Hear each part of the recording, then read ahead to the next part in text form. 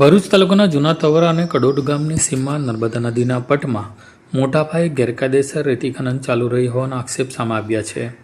વર્ષ 2020થી રાજ્ય સરકાર દ્વારા પ્રતિબંધ જાહેર કરાયેલા વિસ્તારમાં રાત દિવસ રેતી ઉલેચાઈ રહી હોવા છતાં ખાણ ખનીજ વિભાગ દ્વારા માત્ર 2 હિટાચી મશીનોને સીલ કરવામાં આવ્યા હતા.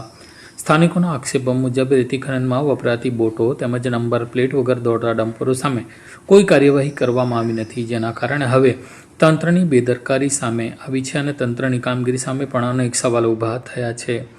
ડમ્પરોની સતત અવરજવરથી ગામના રસ્તાઓ કીચડમય બન્યા છે, ખેડૂતોના ખેતરમાં જવા મુશ્કેલ બન્યું છે, તેમજ પાકને નુકસાન અને અકસ્માતનો ભય વધ્યો છે. ગ્રામજનોનો આક્ષેપ છે કે અનેક વખત અધિકારીઓને જાણ કરવા છતાં કોઈ અસરકારક કાર્યવાહી કરવામાં આવતી નથી. અંતે ખેડૂતોને જાતે જ રસ્તા ઉપર ઉતરી ડમ્પરો રોકવાની ફરજ પડી હતી. હવે સમગ્ર મામલે લોકો સવાલ ઉઠાવી રહ્યા છે કે ખાણ ખનીજ વિભાગ દ્વારા માત્ર દેખાવ પૂરતી કાર્યવાહી કરવામાં આવી છે. ખનીજ માફિયાઓ સાથે કોઈક આંતરિક સાંઠગાંઠ અધિકારીઓની હોય તેવો પણ ચર્ચાઓ શરૂ થઈ છે.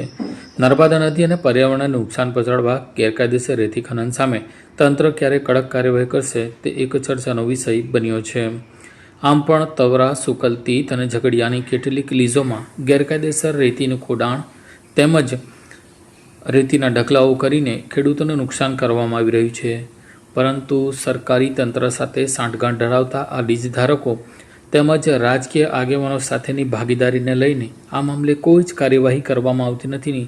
છેલ્લા ઘણા સમયથી બૂમ ઉઠવા પામી છે.